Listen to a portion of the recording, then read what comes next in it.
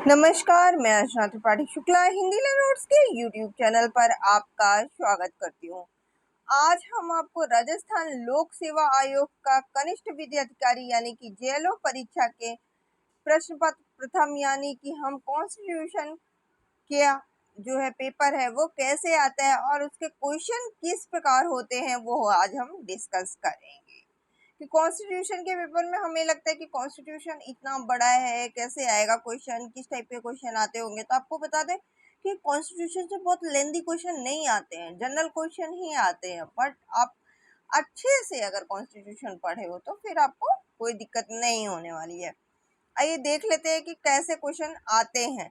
जैसे कि देश की प्रथम विधि अधिकारी कौन कहलाता है, इस टाइप का क्वेश्चन आएगा। इससे आपके आंसर दिए होंगे chief justice of India, solicitor general of India, attorney general of India, advocate general of India. तो इसका आंसर होगा अटॉर्नी जनरल ऑफ इंडिया, यानी कि देश के प्रथम विधि अधिकारी जो है वह आपका अटॉर्नी जनरल ऑफ इंडिया कहलाता है, यानी कि भारत का महान्यायवादी। इनको जो है प्रथम विधि अधिकारी भी कहते हैं। उसके बाद आपका क्वेश्चन आ जाता है कि जैसे योजना आयोग जो है उसका अध्यक्ष कौन होता है, योजना आयोग जो होती है उसका अध्यक्ष कौन होता है। तो इसके भी आपको ऑप्शन दिए होंगे, जैसे कि योजना मंत्री होता है, कि राष्ट्रपति होता है, कि रिजर्व बैंक का गवर्नर होता है, या फिर प्रधानमंत्री होता है। तो आपको बता दें कि जो योजना आयोग है उसका अध्यक्ष जो है वह प्रधानमंत्री होता है।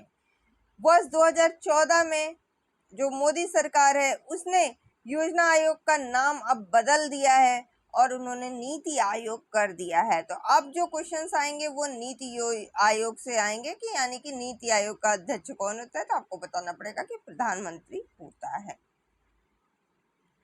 इसके बाद आपका आ जाएगा भारत के राष्ट्रपति जो है वह ऑप्शन होगा निर्वाचित होते हैं, चयनित होते हैं, नियुक्ति होते हैं, या फिर नामांकित होते हैं।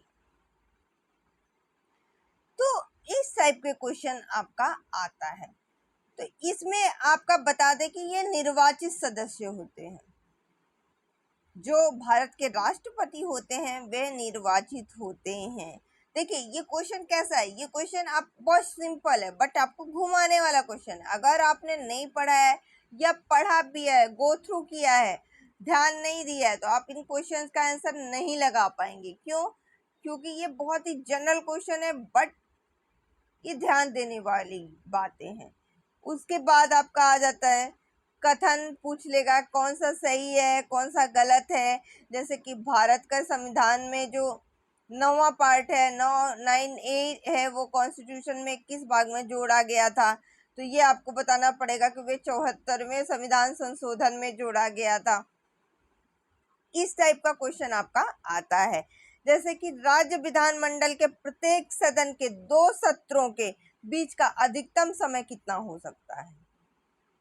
तो आपको बताना होगा कि जो है जैसा उचित समझे उस टाइप से हो सकता है, लेकिन 6 माह से अधिक का अंतर नहीं हो सकता। यानी दोनों सदनों को जिस टाइप से आप चाहें उस टाइप से सुव्यवस्थित कर ले, लेकिन दोनों का जो टाइम गैप है वह 6 माह से अधिक नहीं होना चाहिए।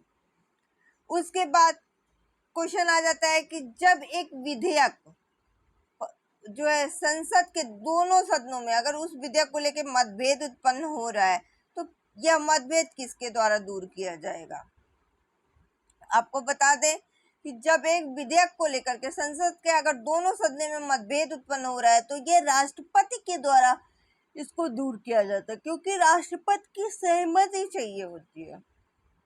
तो राष्ट्रपति के द्वारा इनको दूर किया जा सकता है। उसके बाद जैसे क्वेश्चंस कई आ जाते हैं और बहुत ही इम्पोर्टेंट भी है, लेकिन आप देख रहे होंगे कि सब में कहीं ना कहीं कुछ ना कुछ हटाने वाला या ट्रिक टाइप का है। तो अगर आपने ध्यान से नहीं पढ़ा है ना तो फिर आपको बड़ी दिक्कत होगी इस टाइप के क्वेश्चंस को सॉल्व करने में।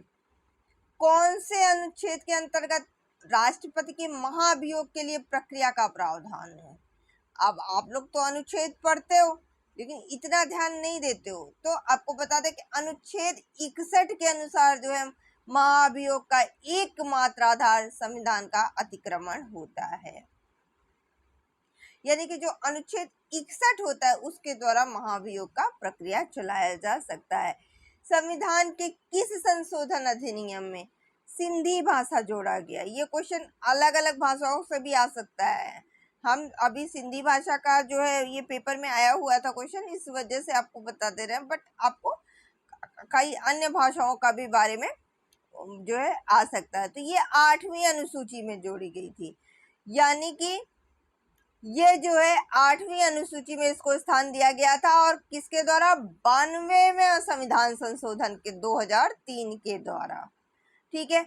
अब कौन सा अधिकार जो है वह केवल मूल नागरिकों के में उपलब्ध है? इसमें आपको ऑप्शन दे देगा समता का अधिकार, गिरफ्तारी और निरोध का संरक्षण का अधिकार, वाक और स्वतंत्रता का अधिकार, दैहिक स्वतंत्रता का अधिकार।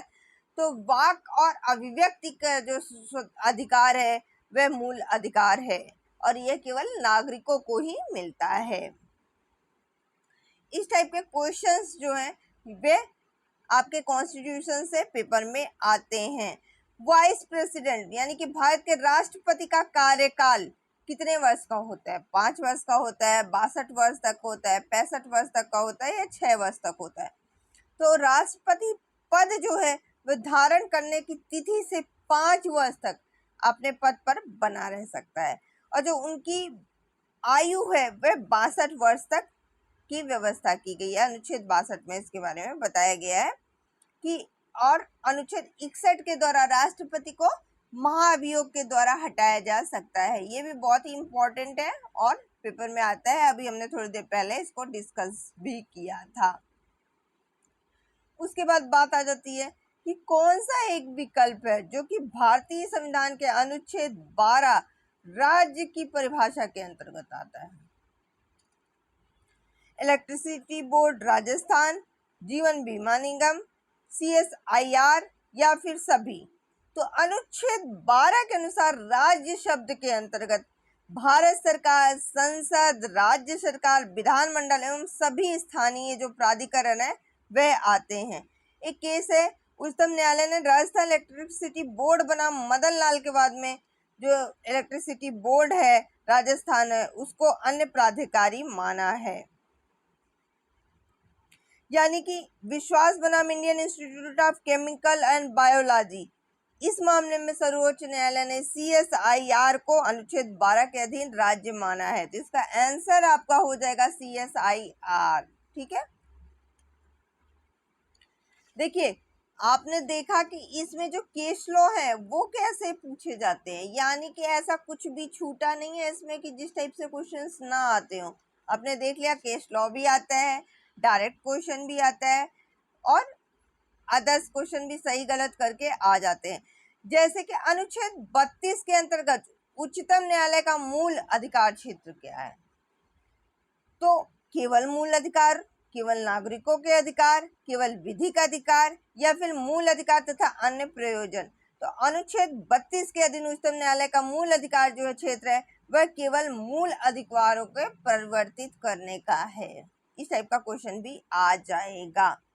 लोकसभा के पहले अध्यक्ष थे कौन? S Radhakrishnan, S अंतरशयन आरंगन, GV Mavalankar, सरदार हुकुम सिंह। तो भारत के पहले लोकसभा अध्यक्ष गणेश वासुदेव मावलंकर थे, GV मावलंकर जी थे। इनका कार्यकाल जो है वह 15 मई 1952 से लेकर के 27 फरवरी 1956 तक, यानी कि निधन के दिन तक इनका कार्यकाल रहा था। इस टाइप की क्वेश्चंस आते हैं। उसके बाद सूची बनाने के भी क्वेश्चंस आते हैं, जैसे कि पहली सूची में कुछ केस लॉ रख देंगे, उस दूसरी सूची में रख देंगे, आप दोनों को मिलान करिए, या कुछ ऐसी बातें रख देंगे जो एक दूसरे से कोरिलेट करती है, आपको उसको मिलान करना होता है। मौलिक कर्तव्य, इनमें से कौन मौलिक कर्तव्य नहीं है, इस टाइप के क्वेश्चन रख देंगे।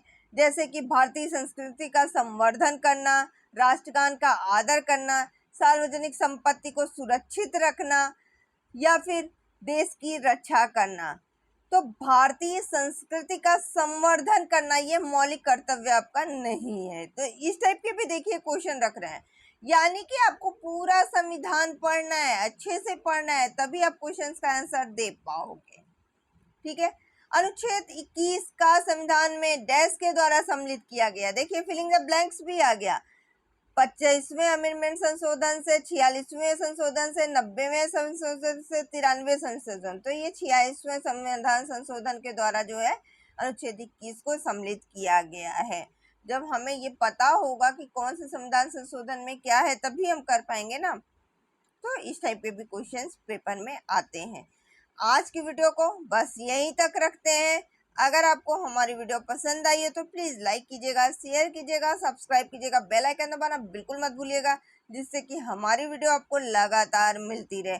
जेलो पेपर की पूरी तैयारी हम कराएंगे, बस आपको चैनल को सब्सक्राइब करना है, नोटिफिकेशन बेल दबा देना है, जिससे कि जो भी हमारी क्लासेस हैं वह आपको लगातार मिलती रहे। आज की क्लास थोड़ी छोटी है, बट आधे घंटे की, 1 घंटे की हमारी क्लासेस अब आगे से रहेंगी, बट आपको रेगुलर बने रहना पड़ेगा। ठीक है, तो धन्यवाद।